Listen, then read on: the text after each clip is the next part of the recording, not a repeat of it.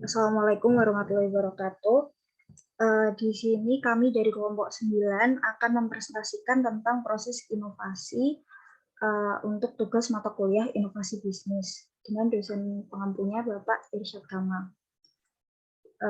Kelompok 9 terdiri dari saya sendiri, Amalia Salsabila Syifa, dengan NIM 12031021902, kemudian Martin Perdana dengan NIM 12031070009, dan Franz Jimson Naiborhu. Pada presentasi kali ini, kami akan menyajikan mengenai kaitan manajemen operasi dengan inovasi, kemudian inovasi dan desain, yang ketiga proses desain dan inovasi, yang keempat inovasi pada manajemen proses operasi, yang kelima supply chain management, dan yang keenam lean innovation. Selanjutnya, langsung saja saya akan bahas tentang proses.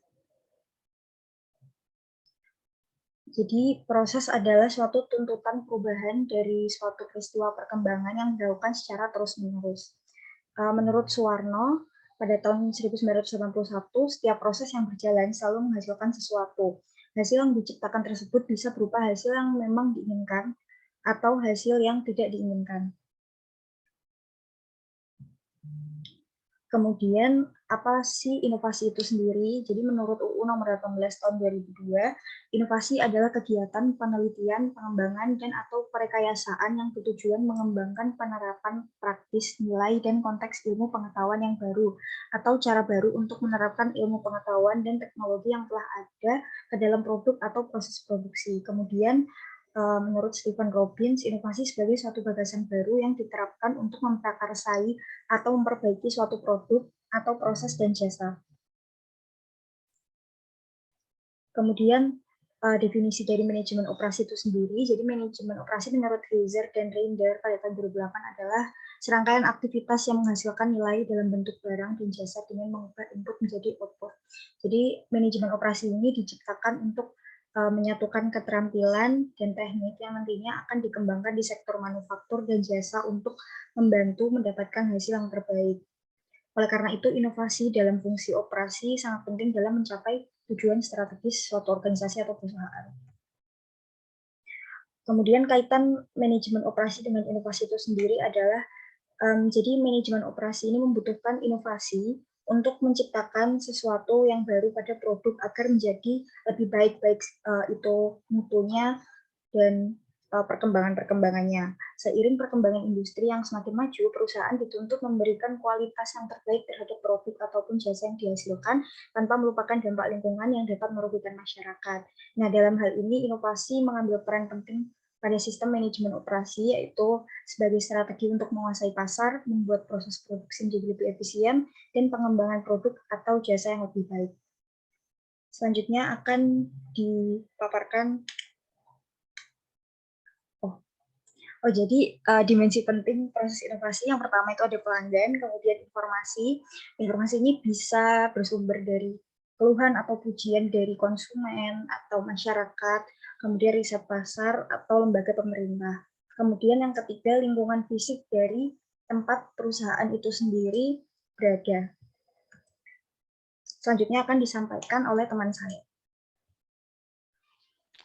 Baik, yang berikut adalah inovasi dan desain. Inovasi dan desain dalam konteks manajemen operasi.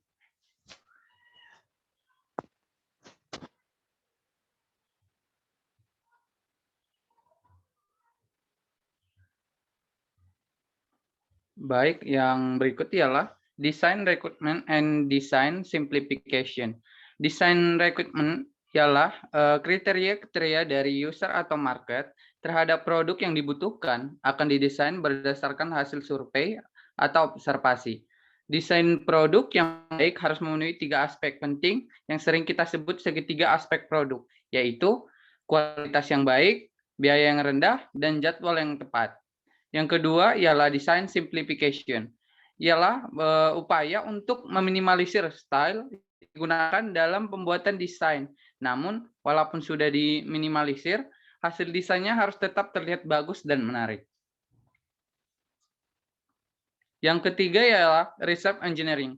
Rekayasa balik atau research engineering merupakan model bisnis, di mana kita menganalisis teknologi baru atau produk pesaing dengan tujuan untuk mengembangkan produk lain yang berupa atau cocok dengan produk tersebut. Harapannya, produk yang dihasilkan dapat dijual dengan harga yang lebih murah daripada produk sejenis di pasaran. Untuk itu, perlu didukung riset dan pengembangan produk yang baik. Rekayasa balik ini tidak terbatas pada pengembangan produk atau barang atau jasa, tetapi dapat juga diterapkan dalam keseluruhan model bisnis. Yang berikut ialah proses desain dan inovasi.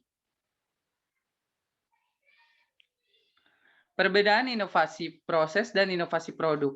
Inovasi proses merupakan sebagai elemen baru yang diperkenalkan dalam masukan organisasi, spesifikasi tugas, pekerjaan, dan mekanisme aliran informasi, peralatan yang digunakan untuk menghasilkan suatu produk atau membuat layanan dengan tujuan mencapai biaya yang lebih rendah ataupun kualitas produk yang lebih baik.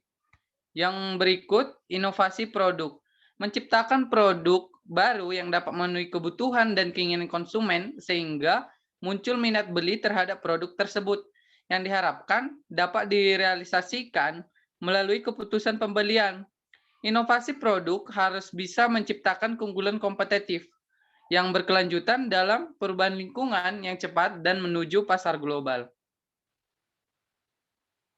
Hubungan inovasi proses dengan inovasi produk. Inovasi produk sesuai perkembangan teknologi menjadi tumpuan utama perusahaan untuk bersaing di pasar. Karena hampir semua perusahaan kini berlomba-lomba mengeluarkan produk terbaru sesuai dengan perkembangan saat ini. Akan tetapi, inovasi terkadang tidak bergandengan dengan dampak yang dihasilkan perusahaan, sehingga diperlukan juga adanya inovasi proses dalam menghasilkan suatu produk agar tidak terjadi risiko lingkungan. Contoh kasus dapat kita lihat di Provinsi Riau, salah satu masalah dari proses produksi yang mencemari lingkungan yang terjadi pada PT Semen Padang yang berada di Dumai. Selama melakukan produksi pengolahan, perusahaan kerap menimbulkan ketidaknyamanan bagi masyarakat yang berada di sekitar areal perusahaan. Hal ini disebabkan oleh abu semen yang bertebaran hingga ke area rumah warga sehingga mengakibatkan keadaan air sumur mengalami perubahan yang kian memburuk setiap harinya. Dapat kita lihat beritanya di riauterkini.com. Maka dari itu, inovasi proses dan inovasi produk harus berjalan secara berbarengan. Inovasi produk bertujuan untuk meningkatkan penjualan dan menguasai pasar dibarengi dengan inovasi proses untuk mengantisipasi dampak dari inovasi produk. Yang berikut ialah strange. Strange merupakan mekanisme perbaikan dalam proses dan teknologi produk yang bertujuan untuk menghasilkan output yang lebih tinggi. Untuk memastikan peregangan terjadi, penelitian oleh Island berpendapat bahwa manajer produksi perlu menerima risiko intervensi dalam jadwal produksi untuk memungkinkan melanjutkan inovasi dengan mempertimbangkan efisiensi. Untuk selanjutnya akan dijelaskan oleh teman kami. Pada bagian part ini kita membahas pada proses operasi. Terdapat beberapa poin di dalamnya, yaitu yang pertama adalah gap analysis, di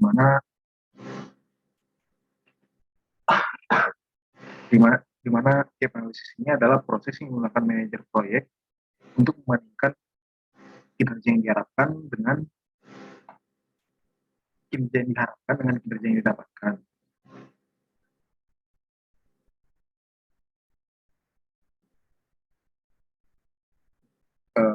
Lalu kegunaan dari gap analysis ini adalah yang pertama untuk membantu atau mengukur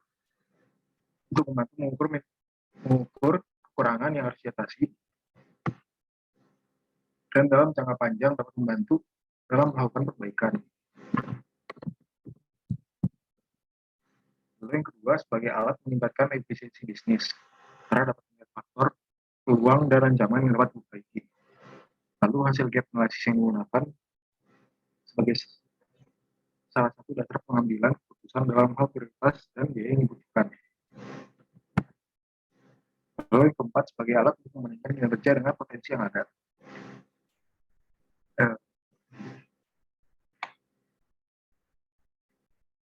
Lalu di sini ada contoh gap analysis. Pada contoh ini adalah Anda adalah seorang owner pembuat baju, di mana Anda ingin mengembangkan bisnis Anda dengan cara menaikkan pendapatan dari penjualan baju atasan Anda, di mana penjualan tersebut nilainya sekitar 10 juta. Di sini hal yang harus dilakukan adalah yang pertama, identifikasi situasi terkini, di mana kita harus mengidentifikasi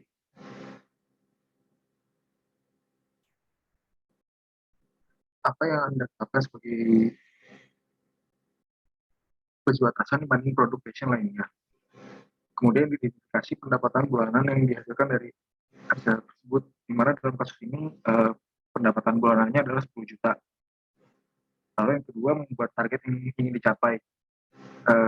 Pada target yang ingin dicapai pada contoh kali ini adalah 15 juta. Lalu yang ketiga adalah identifikasi gap. Celah dalam hal ini adalah target pendapatan 5 juta yang ingin diraih.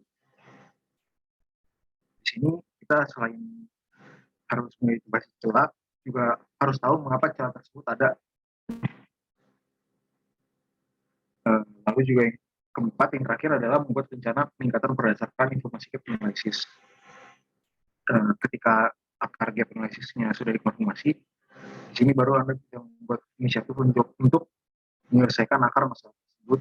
Contohnya ternyata bisnis baju Anda kekurangan SDM dalam produksi, sehingga lebih baik untuk menambah jumlah tenaga kerjanya.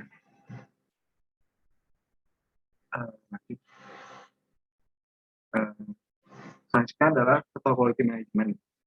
Total quality management ini adalah suatu pendekatan dalam usaha untuk memaksimalkan daya saing organisasi melalui perbaikan secara berkesinambungan atas produk, jasa, tenaga kerja, proses, dan lingkungannya. Lalu di sini ada 4 prinsip dari total quality management yang dibuat oleh Hansel dan Brunel. Yang pertama adalah kepuasan pelanggan, yang kedua adalah respect terhadap setiap orang, yang ketiga adalah manajemen berdasarkan fakta, dan yang terakhir adalah perbaikan yang berkesinambungan. Nah, selanjutnya adalah manfaat total quality management. Yang pertama, kalau berdasarkan dari sisi konsumen, yang pertama itu adalah kepedulian terhadap pelanggan lebih baik atau pelanggan lebih merasa diperhatikan. Lalu yang kedua adalah kepuasan pelanggan semakin terjamin. Dari sisi produsen, yang pertama adalah produksi meningkat, lalu yang kedua biaya beban yang berkurang, yang ketiga produksi juga berkurang, dan yang keempat permasalahan dapat diselesaikan dengan cepat. Kalau berdasarkan tenaga kerja, yang pertama pemberdayaan yang lebih maksimal, lalu yang kedua tenaga kerja semakin terlatih dan memiliki kemampuan yang lebih.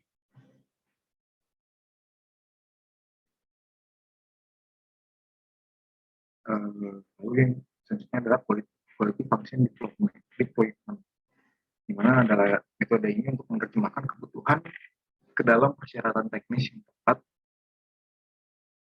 untuk setiap pengembangan produknya. Di mana tahapan-tahapan dari produk ini adalah yang pertama perencanaan produk, di mana dalam perencanaan produk ini ada menentukan dalam prioritas kebutuhan pelanggan, analisis peluang, lalu menetapkan nilai target dan lain-lainnya. Lalu yang kedua adalah assembly. Di sini adalah terdapat mengidentifikasi parts dari produk-produk yang dipunyai dan menetapkan nilai target dari karakteristik produk tersebut. Lalu yang ketiga adalah perencanaan proses, di mana perencanaan proses ini terdapat dari menentukan proses-proses yang kritis dari pembuatan produk tersebut dan alirannya, lalu mengembangkan persyaratan-peralatan dari produksi produk tersebut, dan yang terakhir adalah kontrol proses di sini, di mana terdapat penentuan metode kontrol proses yang baik, serta menetapkan metodologi yang baik pada proses kontrolnya. Selanjutnya ISO 9000. Pada ISO 9000 ini ISO 9000 ini adalah standar mutu internasional yang menjabarkan mengenai sistem manajemen mutu dan bukan untuk menstandarkan mutu dari produk, di mana tujuan penerapan ISO 9000 ini adalah yang pertama untuk tujuan manajemen mutu perusahaan, di mana di sini perusahaan tidak memerlukan pengakuan dari pihak lain terhadap penerapan ISO 9000 yang telah dilakukannya. Yang kedua adalah juga untuk tujuan kontraktual, di mana perusahaan ini pengen bermaksud menerapkan standar sistem manajemen itu dengan tujuan untuk memenuhi permintaan pelanggan, sehingga perusahaan tidak perlu mendapat dari pengakuan pihak ketiga lagi. Lalu manfaatnya itu yang pertama, adanya acuan yang jelas terhadap sistem manajemen mutu yang digunakan, lalu penempatan yang jelas dan tugas, menanggung jawab, lalu ada konsistensi pelaksanaan dan telusur sehingga menggunakan bagi perusahaan jika akan mengadakan pelatihan, lalu mengendalikan kendalian pencegahan untuk mengadakan perbaikan tersebut.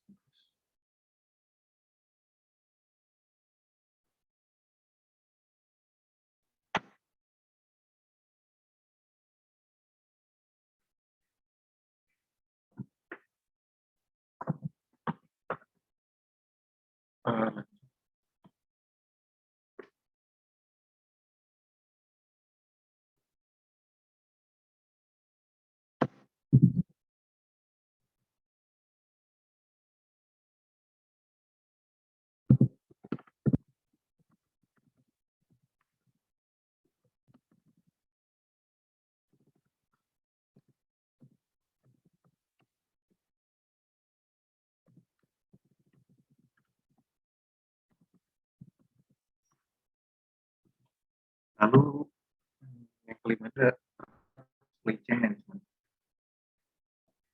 di mana pada supply chain management ini di sini adalah serangkaian kegiatan yang meliputi koordinasi, penjadwalan, dan pengendalian terhadap pengadaan, produksi, persediaan, dan pengiriman produk baik pada pelanggan dengan yang operasi logistik, dan pengolahan informasi mulai dari pelanggan hingga ke pasar.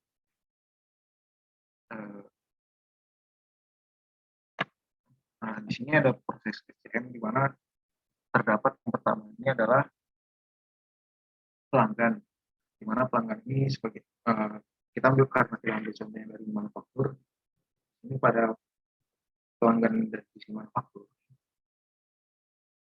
pelanggan atau customer ini biasanya mata rantai pertama yang memberikan pesanan order kepada perusahaan. Lalu dari order tersebut masuk pada planning, di mana pada planning ini setelah pelanggan ini sudah membuat pesanan yang diinginkan, Departemen Planning akan mempersiapkan perencanaan produksi, di mana untuk membuat produksi dibutuhkan oleh pelanggan. Setelah itu masuk pada Departemen Pembelian, di mana dalam Departemen Pembelian ini adalah pembelian kebutuhan terhadap bahan-bahan mentah dan bahan-bahan pendukungnya untuk membuat produk tersebut.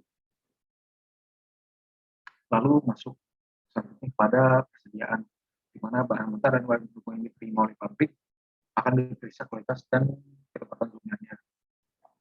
Lalu selanjutnya masuk ke tahap produksi, di mana bagian produksi ini akan menggunakan mentah dan bahan pendukung oleh pemasok untuk melakukan proses produksi sehingga menghasilkan barang jadi yang dibutuhkan oleh pelanggan, di mana barang ini akan masuk ke gudang dan kemudian masuk ke bagian transportasi. transportasi, di mana pada bagian transportasi ini adalah barangnya akan di-shipping kepada pelanggan kembali. Di mana ketika barang sudah sampai pelanggan juga bisa melakukan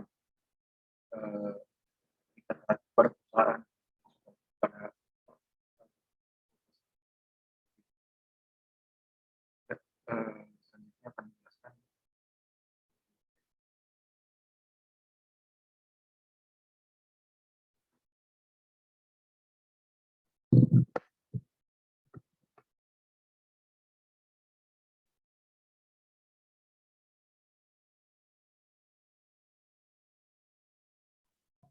Yang keenam yaitu Lean Innovation.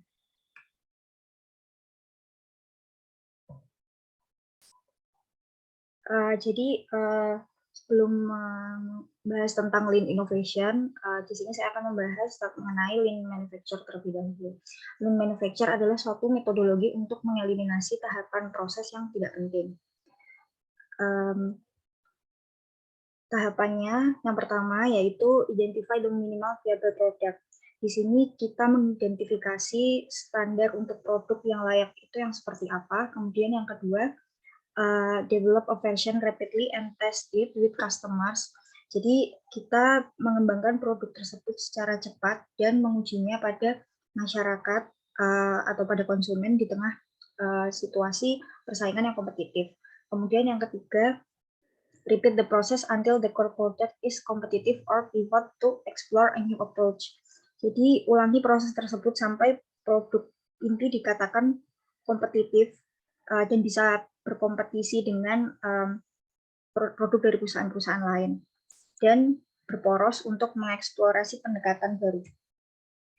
Jadi di sini ada 5 principles of lean innovation yang diambil dari sumber Lean Product Management Book yang digagas oleh Greg Cohen pada tahun 2011. Jadi Lean Innovation ini adalah sistem operasi atau proses yang bersifat ramping, di mana sistem ini itu meng-cut proses-proses yang tidak diperlukan atau semisal di dalam proses tersebut terdapat bahan-bahan sisa yang seharusnya masih bisa dipakai lagi, tapi malah dibuang, itu bisa dimanfaatkan gitu. Jadi untuk di sini ada 5 tahapan. Jadi untuk tahapan yang pertama itu yaitu identify value. Jadi pada tahapan yang pertama ini kita menentukan nilai dari produk kita dari perspektif pelanggan. Di sini kita juga mencari nilai tambah yang bisa diberikan oleh suatu proses. Kemudian yang kedua itu melakukan pemetaan. Jadi di sini kita mengidentifikasi semua langkah dalam proses penciptaan value. Yang ketiga, create the flow. Di yang ketiga ini kita membuat alurnya. Kemudian yang keempat, establish goal. Yang kelima, seek perfection. Jadi jika kelima tahapan ini sudah selesai, yang terakhir itu kita mencari kesempurnaan gitu. Jadi kita mengulangi 4 langkah sebelumnya sampai semua hal-hal yang sekiranya kurang penting itu bisa tersingkirkan dan bisa diimprove menjadi yang lebih baik. Jadi summary dari presentasi kami hari ini yaitu inovasi pada suatu perusahaan sangatlah penting untuk mempertahankan perusahaan. Penerapan inovasi sangat variatif dan semua tergantung pada tujuan strategis perusahaan yang ingin dicapai. Terdapat inovasi produk untuk meningkatkan penjualan dan menguasai pasar serta memperbaiki mutu produk. Terdapat pula inovasi proses untuk mengantisipasi dampak yang mungkin terjadi pada proses produksi. Namun, sebagian besar perusahaan menggunakan kedua jenis inovasi tersebut, yaitu inovasi produk dan inovasi proses secara berbarengan untuk bisa menjaga keseimbangan produk dengan dampak yang dihasilkan. Dalam prosesnya sendiri, untuk menentukan inovasi apa yang tepat, kita dapat menggunakan beragam alat atau tools. Alangkah baiknya sebagai pemimpin dari perusahaan untuk mengetahui tools mana yang tepat untuk menemukan inovasi yang tepat. Sekian presentasi dari kami. Apabila kami ada salah kata, kami mohon maaf. Wassalamualaikum warahmatullahi wabarakatuh.